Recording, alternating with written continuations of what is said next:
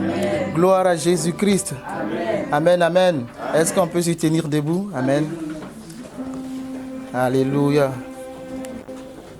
Acclamons notre Seigneur, notre Sauveur, notre Dieu. Alléluia. Merci Seigneur. Amen, amen. Élevons la voix. Amen. Amen. Nous bénissons Dieu. Nous bénissons notre Seigneur et Sauveur. Ton micro là. Il faut positionner donc la position. Comme ça. Bon, vous m'entendez? C'est bon? Oui, bon, on va faire comme ça. Amen. Amen. Nous rendons gloire à Jésus pour sa grâce, pour sa paix, pour son amour. C'est un moment de célébration. Amen. C'est un moment de réjouissance. Alléluia. Ce n'est pas un moment de tristesse. Ce n'est pas un deuil. Amen. C'est une célébration. Alors sois en joie. Amen. Je t'invite à saluer ton voisin. Dis-lui, tu es la bienvenue dans la présence de Dieu. Que le Seigneur te bénisse. Tu as choisi le bon moment. Amen. Tu as choisi la bonne part. Amen. La part qui ne te sera pas ôtée. Alléluia. Alléluia. Alléluia. Merci Seigneur. Glorieux et digne de régner. L'agneau est souverain.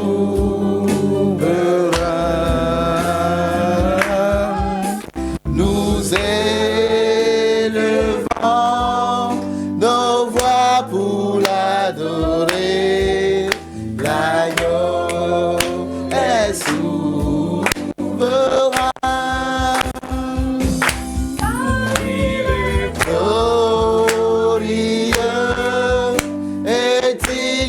De régner, l'agneau est souverain. Nous élevons nos voix pour l'adorer. L'agneau est souverain. L'agneau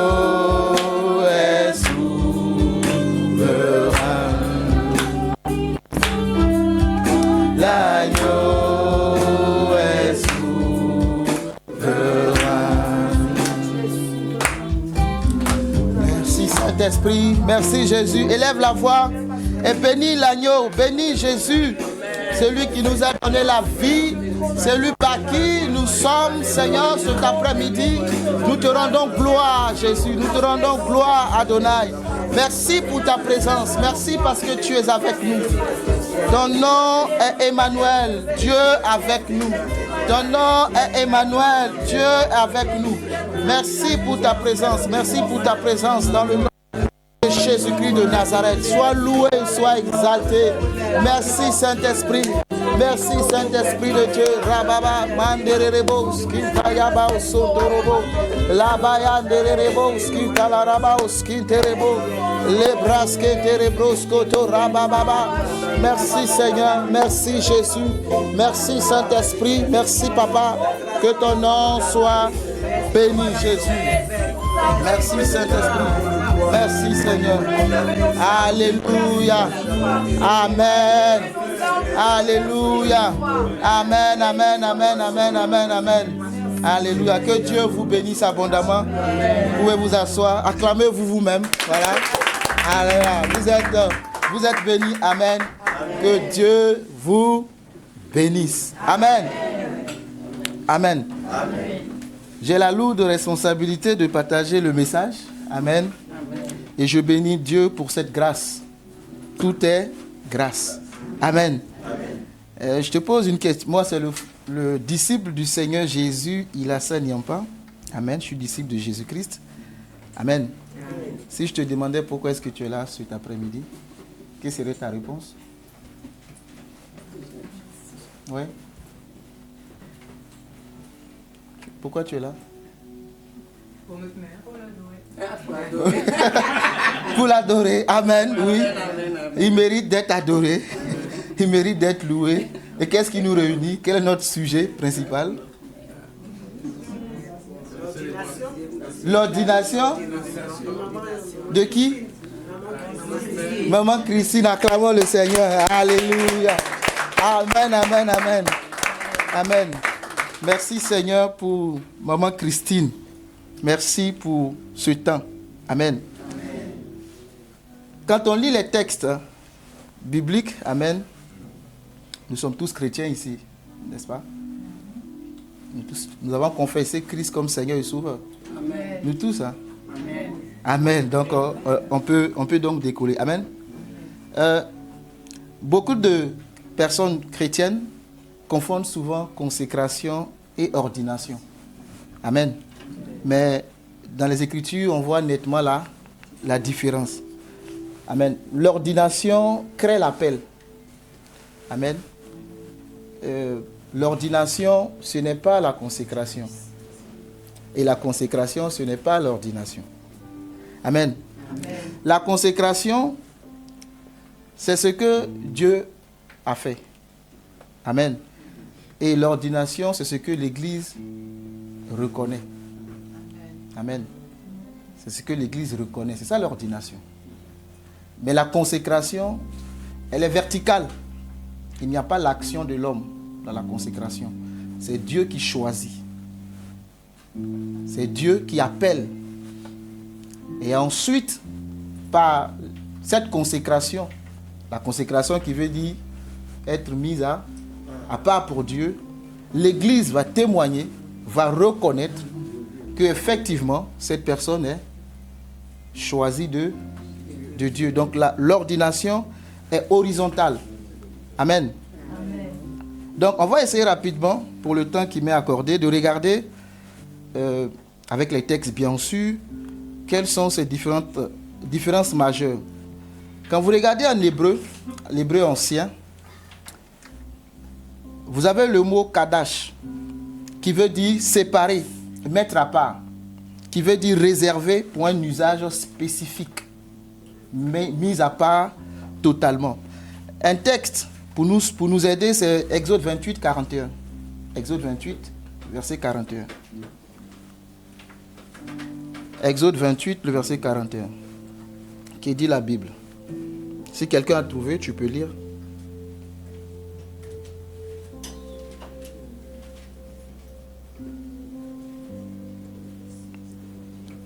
Oui. Je lis donc. Tu en revêtiras Aaron, son frère et ses fils avec lui. Tu les oindras, tu les consacreras, tu les sanctifieras. Ils seront à mon service dans le sacerdoce. Et Dieu avait choisi les Lévites pour être ceux qui vont le servir. Et les Lévites sont mis à part pour Dieu. D'ailleurs, dans l'héritage d'Israël, dans le partage, il n'y avait pas la part des Lévites. Parce que les Lévites étaient consacrés entièrement au temple. Ils étaient dédiés au service du Seigneur. Amen. Ils vivaient de ce que les autres tribus, les 11 autres rapportaient. Donc dans l'Ancien Testament, vous allez voir les différents types de dîmes que Dieu leur demandait. Il y avait 4 sortes de dîmes. Amen. La dîme de la veuve et de l'orphelin de l'étranger, la dîme de la dîme qui est prélevée sur ce que les sacrificateurs recevaient pour le souverain sacrificateur. Amen. Il y a la dîme pour soi-même. Je ne sais pas si tu es au courant de ça, la dîme pour soi-même. Et chaque année, Dieu choisissait l'endroit où il faut aller pour se réjouir, parce que Dieu veut voir ses enfants se réjouir. Amen. Ouais, il y avait toutes ces... Et donc, il y a la dîme pour les sacrificateurs. Donc, eux, ils ne bossaient pas.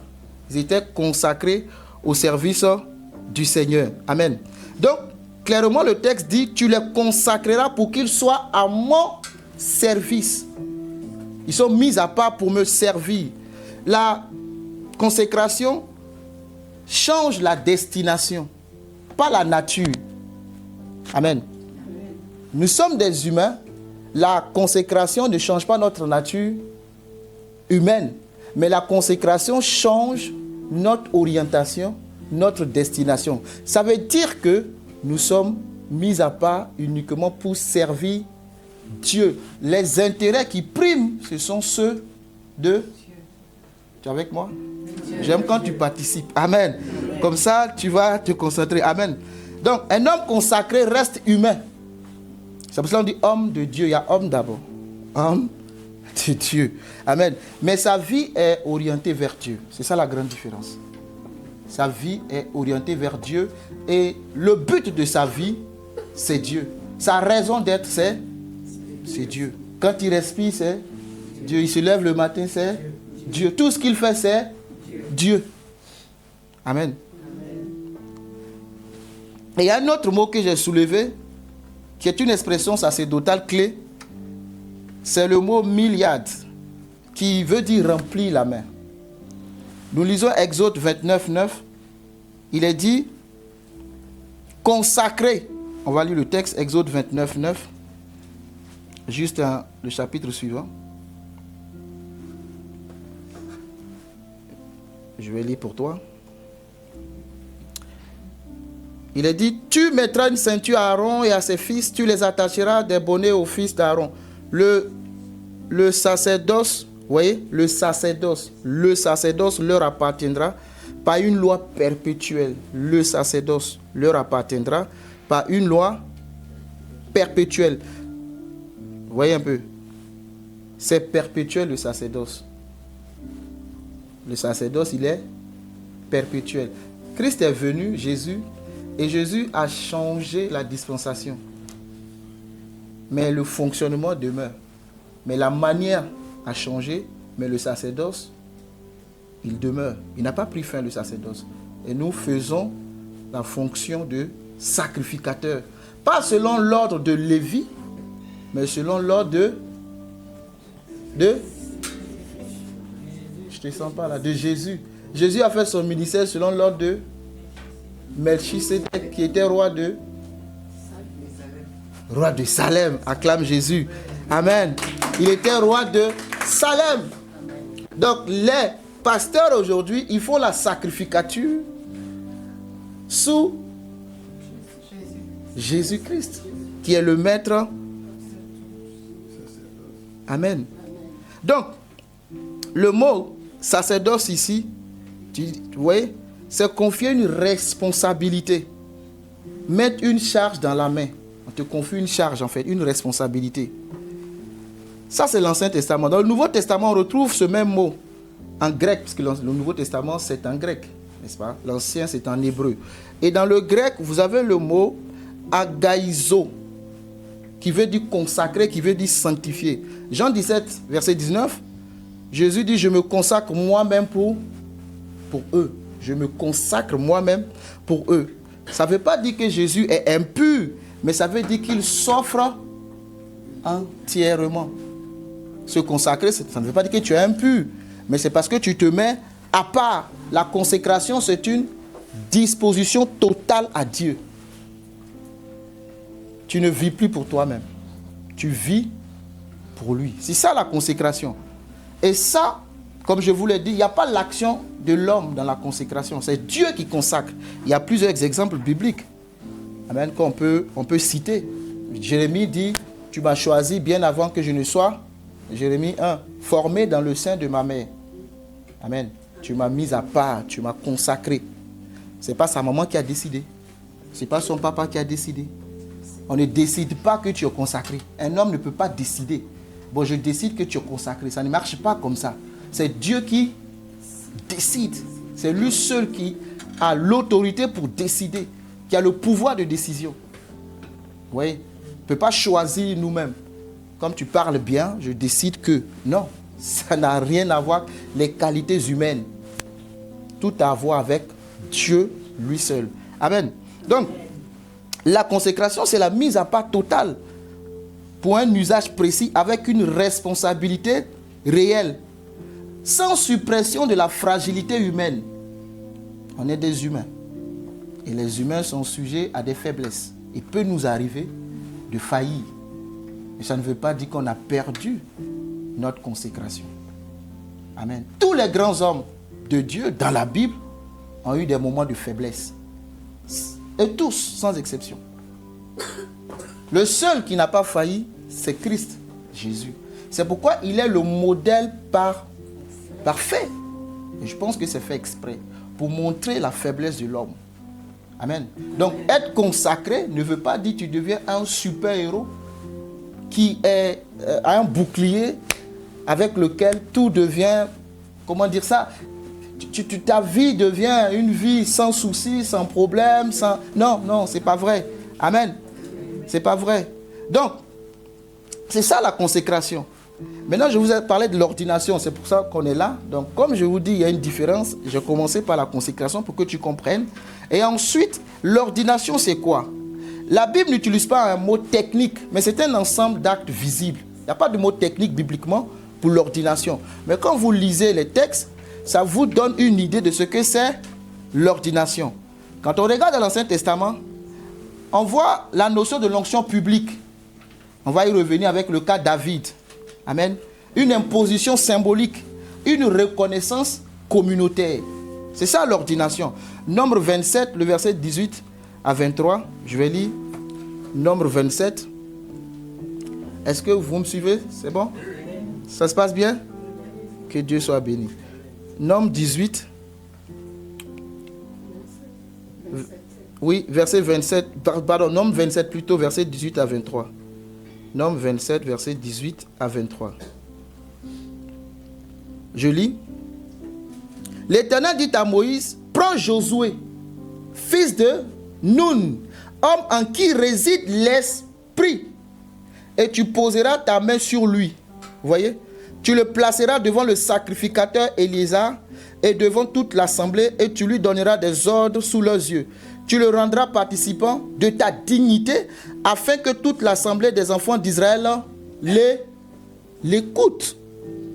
Il se présentera devant le sacrificateur Éléazar, qui consultera pour lui le jugement de l'Urim devant l'Éternel. Et Josué, tous les enfants d'Israël avec lui et toute l'assemblée sortiront sur l'ordre d'Éléazar et entreront sur son ordre.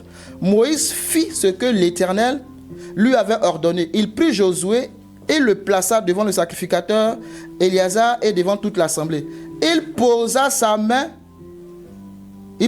ses mains sur lui et lui donna des ordres comme l'Éternel lui avait dit. Amen. Amen. Donc, Dieu avait déjà choisi Josué. Ce n'est pas Moïse qui a choisi Josué. Dieu avait déjà consacré Josué. Maintenant, Dieu va permettre que Josué soit reconnu dans l'assemblée d'Israël. Pourquoi? Parce qu'il faut que la parole de Josué porte. Quand Moïse parle, on écoute. Quand Moïse parle, on écoute. Donc si Moïse présente Josué selon l'ordre de l'Éternel, Josué devient comme Moïse. C'est pourquoi quand Moïse meurt, Dieu va lui dire, lève-toi, fortifie-toi et prends courage. Parce que c'est toi qui vas traverser le Jourdain avec le peuple.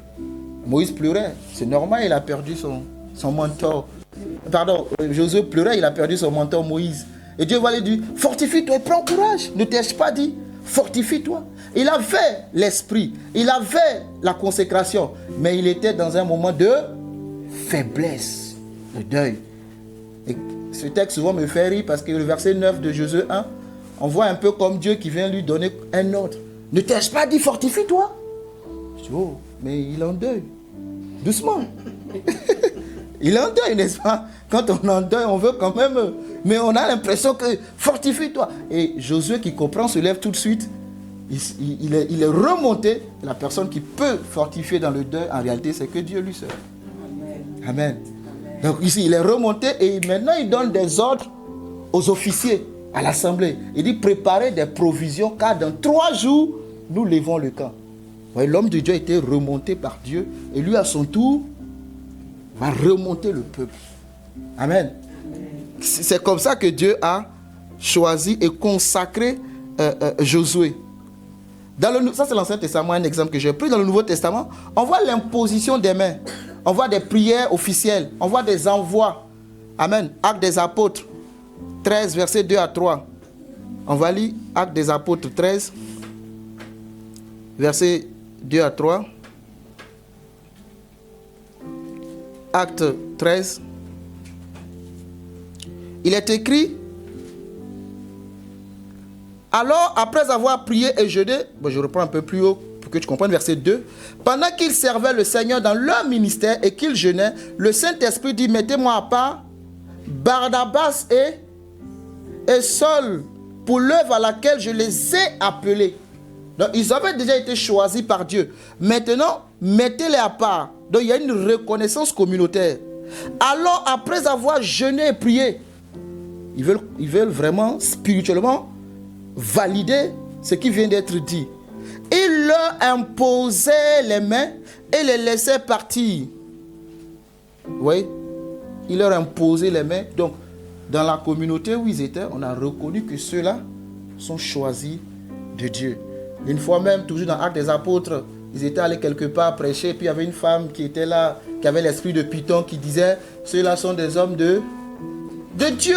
Parce que la consécration, quand tu es choisi par Dieu, dans le monde spirituel, tu es reconnu.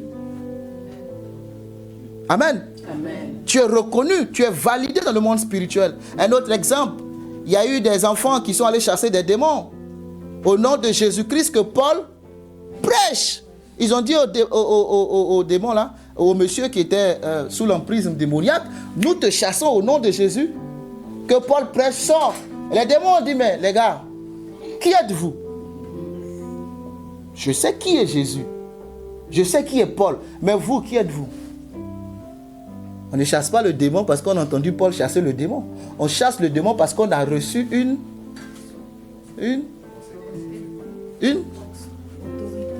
on a reçu une autorité. Cette autorité émane du fait que Dieu nous ait choisis, consacrés. Tu ne peux pas te mettre là avec un sifflet et te dire que tu es policier. Arrêtez tout ce qui se passe. Si tu le fais, c'est parce que tu es reconnu dans le registre. N'est-ce pas? Sinon, le commissariat tout de suite va débarquer pour dire, monsieur, qu'est-ce que vous faites là? Qui êtes-vous? Présentez-vous. Qui vous envoie? Quel est votre... Montrez-nous. Voyez un peu. Donc, on ne se lève pas pour dire au démon, sors. Ça risque de mal se passer. Et d'ailleurs, ça s'est très mal passé pour ces gars. Parce que la Bible nous dit que les démons les ont chicotés.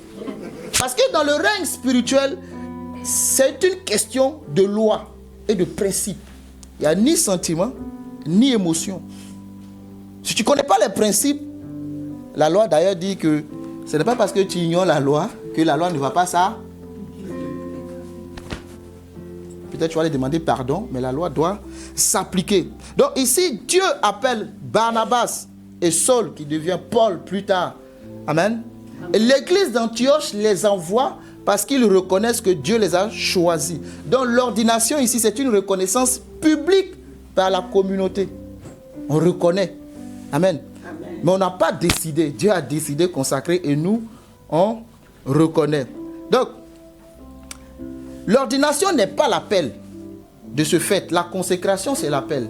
Mais l'ordination n'est pas l'appel. Amen. C'est la reconnaissance officielle de l'appel qui est déjà présent.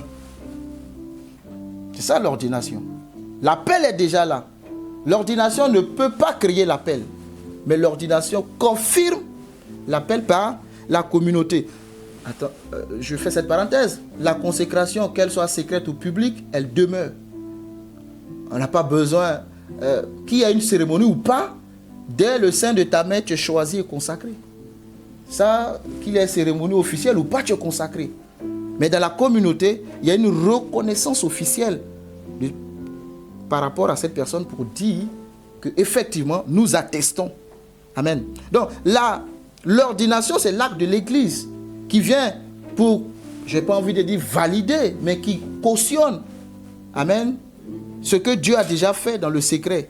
Parce que la consécration, c'est l'acte de Dieu. Oui. Des exemples bibliques de consécration, je vous ai cité Jérémie, je vous ai cité, non, je n'ai pas encore cité Jean-Baptiste. Bon, Jean-Baptiste était consacré dès le sein de sa mère. Son papa qui s'appelait Zacharie, sa maman Élisabeth. Amen. Et pendant que Zacharie faisait sa sacrificature, l'ange est venu lui dire, ta femme Élisabeth sera enceinte, ta prière a été. Je prie que ta prière soit exaucée au nom de Jésus-Christ. Amen. Ta prière a été exaucée. Ça c'est extraordinaire. Ça. Vous voyez l'ange qui vient vous dire, ta prière a été... Quelle joie. Amen. Mais le monsieur, le sacrificateur Zacharie, voulait comprendre. L'ange a dit, bon, reste un peu muet le temps que ta femme accouche. Et tu comprendras. Parce que souvent, ça te dépasse.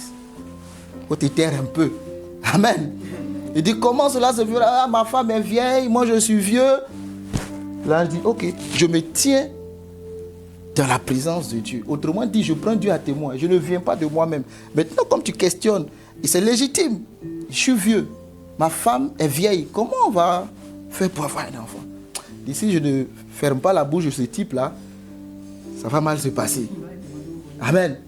Donc Dieu a fermé sa bouche. Que Dieu ferme ta bouche par moment. Amen. Quand le miracle va arriver, tu vas ouvrir ta bouche pour le célébrer. Parce que toi-même, tu vas vouloir détruire ce que Dieu a dit dans ta vie. Si on regarde pour l'ordination, on a les fils d'Aaron qu'on a vus, Aaron et ses fils, dans Exode 28. Je vous ai lu un peu Actes des Apôtres. Il y a Timothée. Je peux lire ça pour vous, 1 Timothée 4, verset 14. 1 Timothée 4, verset 14. Et on va terminer par le cas de David. Amen. C'est un cas très intéressant qui regroupe, à mon sens, c'est presque tout ça. Donc 1 Timothée 4, verset 14. Qu'est-ce qu'il est dit? Ne néglige pas le don qui est en toi et qui t'a été donné par prophétie, avec l'imposition des mains de l'assemblée des anciens. Occupe-toi de ces choses. Donne-toi tout entier. Occupe-toi de ces choses. Donne-toi tout entier. Ce n'est pas demi-mesure. C'est 100%. Amen. C'est 100%. Donne-toi tout entier. Tout entier. Afin que tes progrès soient évidents pour tous. C'est facile de dire, je suis consacré. Je suis choisi par Dieu. Mon vœu. Donc l'apôtre Paul lui dit, afin que tes progrès soient évidents. On ne se consacre pas pour se cacher quelque part. C'est pour travailler pour le Seigneur et la communauté. Regarde, constate. Veille sur toi-même et sur ton enseignement. Persévère dans ces choses, car c'est en agissant ainsi que tu te sauveras toi-même et tu sauveras ceux qui t'écoutent. Donc, vraiment, c'est une lourde tâche, une responsabilité, non seulement pour ta vie, ta communion verticale, donc d'avec Dieu, donc le symbole de la croix, et horizontale d'avec les hommes. Il y a ta communion personnelle avec Dieu, il y a ta relation avec les hommes que tu dois entretenir. Et Paul lui dit, fais attention à ne pas négliger ces choses-là. Amen. Amen. Nous tous, nous sommes choisis de Dieu. Amen. Jésus a dit dans Jean 6 que ceux qui viennent, c'est ceux que le Père a appelés. C'est ceux-là qui viennent. Mais dans les appelés, Dieu choisit, il a déjà choisi des personnes qui vont conduire, qui vont représenter. Amen. Amen. Le peuple de Dieu. Dieu va choisir David, consacré par Dieu, dans le secret. Vous connaissez son histoire? Oui? Qui ne connaît pas l'histoire de David?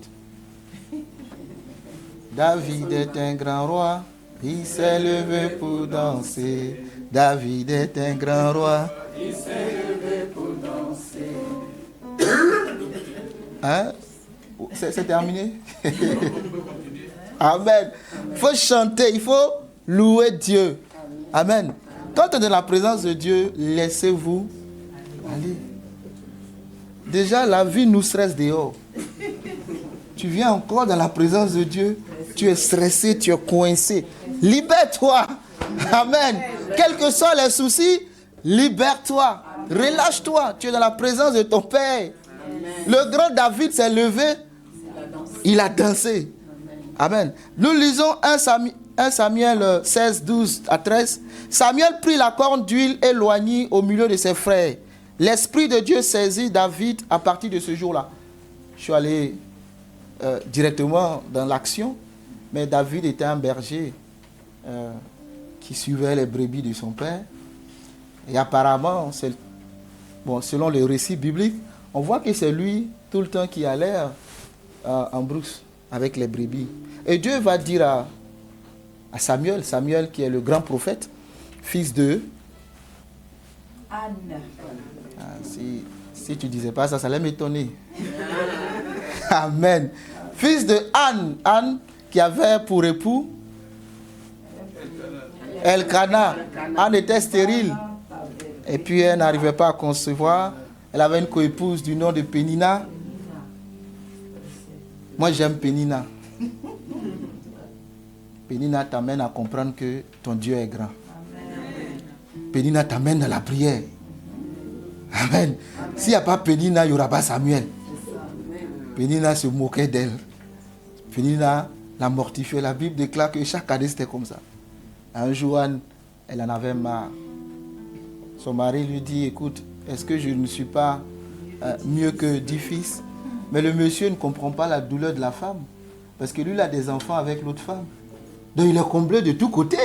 Mais la dame, il y a un manque.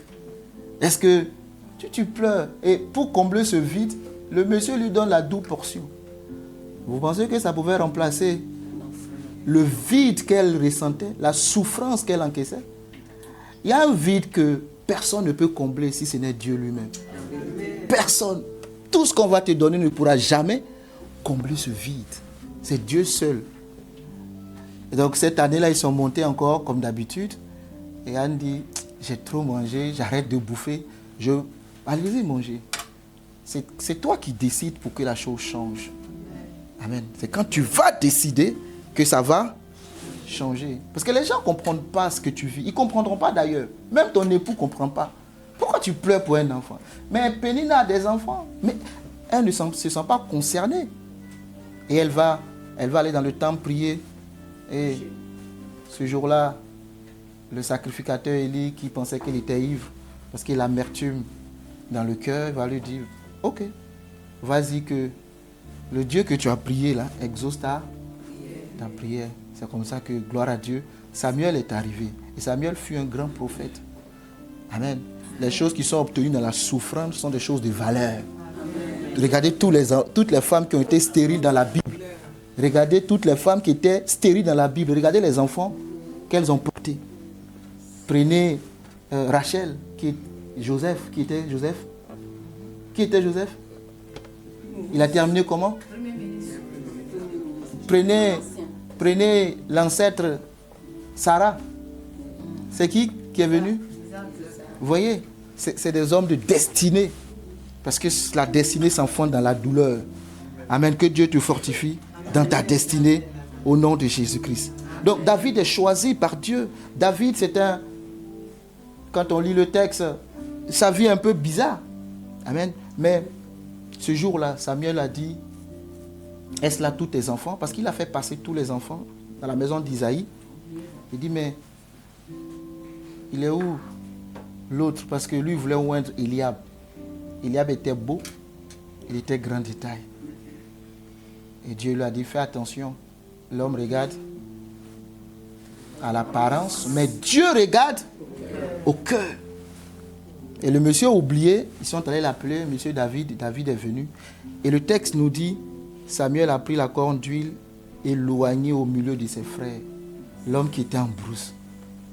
Amen. S'il ne vient pas, la cérémonie ne commence pas. Quand Dieu a mis sa main sur toi, personne ne peut arrêter ce qu'il a commencé. Même si on t'a déposé à 10 millions de kilomètres, le prophète ira te trouver là-bas. J'ai envie de dire à quelqu'un, ne cours pas derrière les prophéties. Parce que même si tu es au pôle Nord, qu'il n'y a personne pour parler, l'ours va parler pour toi. Amen. Amen. Cours derrière Dieu et attache-toi à lui. C'est lui qui viendra à toi. Amen. Amen. Il a été loin. Pourquoi? Parce qu'il était choisi par Dieu. Il était mis à part. Et l'Esprit de Dieu est venu sur lui. Et il va remplacer le grand roi. Comment il s'appelait? Le premier roi, c'était Saül. Il va le remplacer, Saül. Saül est toujours roi. La consécration peut être différente de la prise de fonction. Saül était toujours roi. Mais lui, il est tombé sur la tête de David. Il pouvait se dire, enfin, la délivrance. Plus jamais, il dirait les brebis, je vais au palais. Non, mais lisez son histoire. Ça a pris 13 ans. 13 ans de souffrance. Amen. 13 ans de souffrance. Après l'onction, il est retourné garder les brebis. Et personne ne le voyait comme un roi. Peut-être qu'il y a un roi ou un ministre parmi nous, mais comment tu sais ça? Dieu seul sait. Donc fais souvent des photos avec ton voisin. Comme ça, quand tu le verras là-haut, tu pourras lui jeter avec toi. Hein? Tu te rappelles alors? Ah oui, amen. J'étais avec toi. C'est Dieu qui cache les destinées dans les choses qui n'ont pas tellement de valeur aux yeux des hommes. Amen. Mais Dieu prend ce qui n'a pas de valeur et il en fait des choses extraordinaires. Amen. Et donc, Dieu l'a consacré, mais Dieu ne l'avait pas encore installé. Et il y avait le long intervalle qui est arrivé. Il y a eu beaucoup de choses qui sont arrivées dans la vie de David, que vous pouvez lire, je ne vais pas lire pour vous. Le service dans l'ombre, j'ai relevé ça. La jalousie de Saül. Saül en voulait à David, je ne sais pas pourquoi. La fuite, la persécution, l'injustice, la solitude, la tentation. Amen. De prendre le pouvoir par la force parce qu'il avait eu l'occasion de tuer Saül. Vous voyez? Donc, ce n'est pas parce que l'onction est sur toi que ça va te épargner de tout ça. L'injustice. Vous voyez? Qu'est-ce qu'il a fait, David? Je ne sais pas. La persécution, qu'est-ce qu'il a fait? Je ne sais pas. Amen. Juste parce qu'il est loin. C'est tout.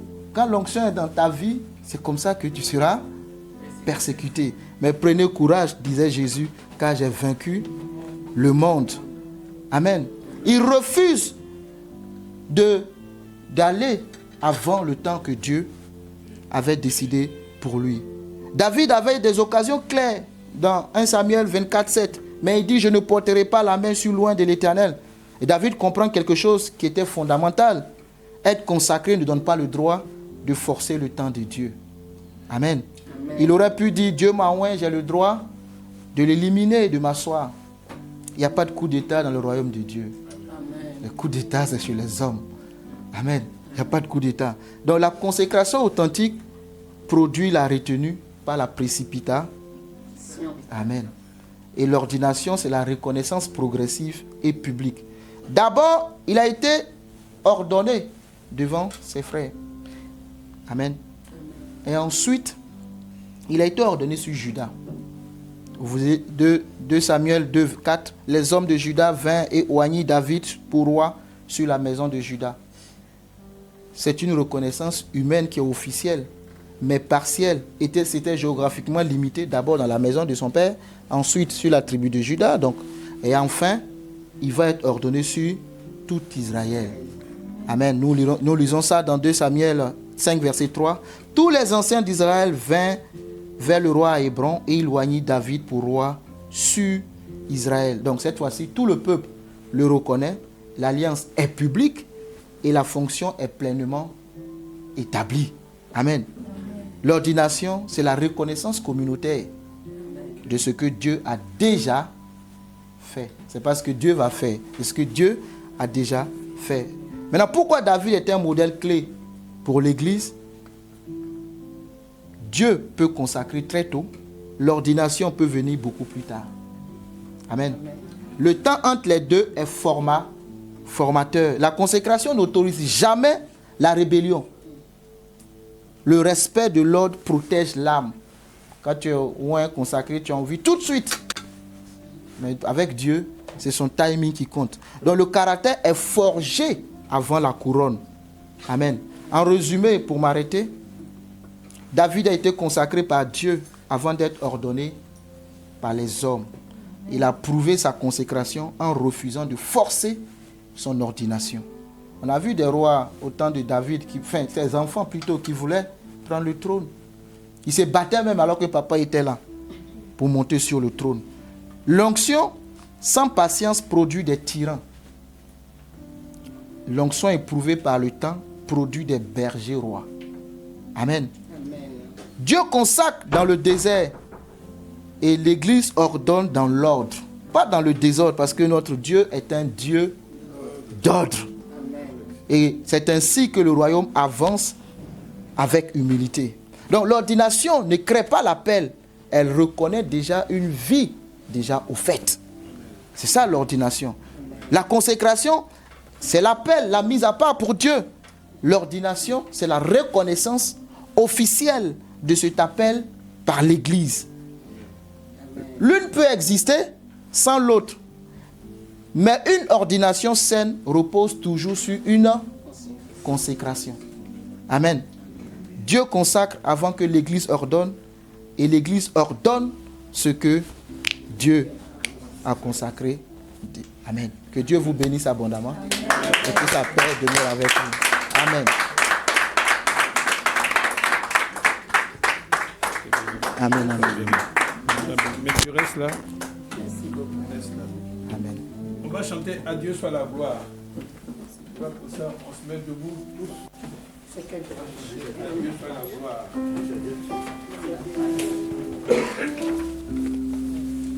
Page 5. Page 5. Page 5. Page 5 pour ceux qui ont l'authentique.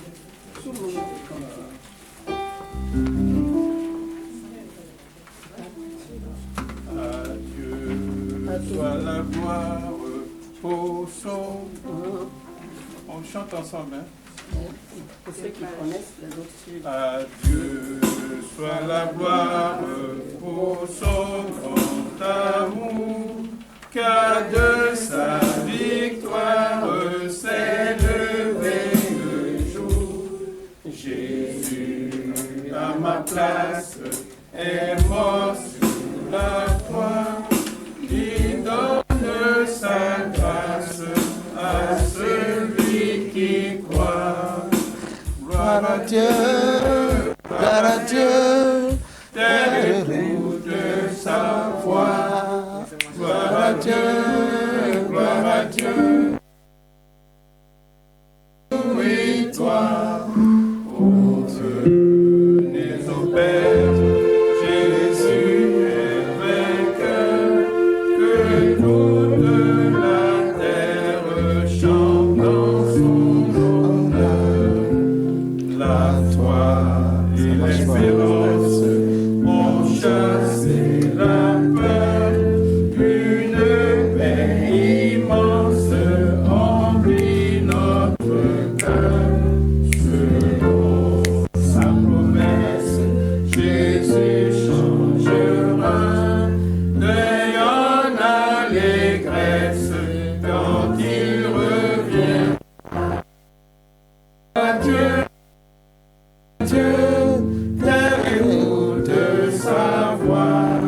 Gloire à Dieu. Monde, réjouis-toi. Venez au Père, Jésus est vainqueur. Que toute la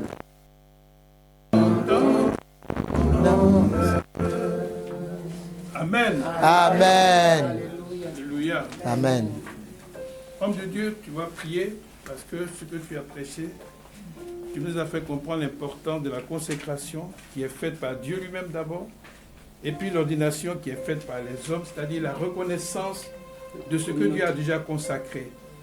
Donc nous sommes là, pour être précis dans notre journal, c'est que nous sommes là pour maman, Tia, Christine, qui était déjà consacrée à Dieu. Amen. Maintenant, aujourd'hui, nous allons reconnaître qu'elle a été consacrée. Nous allons donc leur donner pasteur. Amen. Pasteur pour que, au vu au sud de tout le monde, qu'elle puisse prêcher, qu'elle puisse faire de la prédication, enseigner et former des hommes et des femmes. Amen. Amen. Elle a déjà fait par le passé, elle est consacrée à longtemps. Parce que ça fait plus de 30 ans qu'on est consacré à Dieu. Amen. Amen. Donc tu vas prier pour l'assistance. Amen. Amen. Prions ensemble. Seigneur, merci pour ta servante.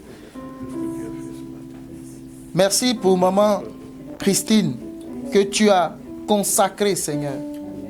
Tu l'as choisie et mise à part avant même qu'elle ne soit sur la terre des hommes.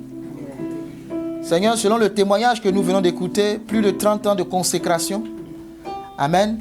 Et aujourd'hui, Père, tu as décidé de son ordination devant toute la communauté, Seigneur. Père, ce qui a été fait dans le secret, le travail qui a été fait dans le secret, tu le rends public dans le nom de Jésus. Je veux prier que ce ministère, je veux prier que cet appel, que l'onction qui repose dans sa vie, Père, soit puissamment utilisé pour impacter des vies. Quand tu consacres, quand tu ordonnes, c'est pour envoyer, c'est pour produire. Que les fruits du passé, Seigneur, ne soient pas comparables à ce qui va arriver.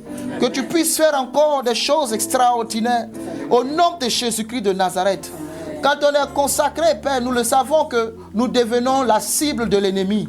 Je veux prier, Père, que ta protection, Seigneur, soit possible dans sa vie au nom de Jésus-Christ. Que tu sois comme une muraille de protection, un rempart, Seigneur. Sois son bouclier éternel, Dieu des armées. Dans le nom puissant de Jésus-Christ, garde-la, Père, afin que tous les jours inscrits dans ton livre la concernant s'accomplissent tous. Qu'aucun d'eux ne soit retranché. Qu'elle puisse accomplir parfaitement son appel et sa destinée prophétique. Dans le nom de Jésus, comme disait notre Seigneur Jésus à la croix, tout est accompli. Je veux prier donc que tout soit accompli pour elle, au nom puissant de Jésus-Christ de Nazareth. Qu'elle devienne encore de plus en plus ce vase utile entre tes mains. Il y a des vases d'honneur, des vases utiles. Qu'elle soit ce vase-là dans lequel tu vas encore remplir ton onction pour impacter des vies au nom puissant de Jésus-Christ. Amen. Amen. On acclame le Seigneur. Merci. Maintenant, avant de passer à l'ordination, il y a la collecte qu'on va faire. Et je précise que certains parmi nous ont déjà fait leur don. Donc ils ne peuvent pas. Bonjour, ça va? Tu as du boulot en même temps. Ça va? Ah, maintenant, ceux qui ne l'ont pas fait, ils peuvent le faire maintenant. Alléluia. Comment?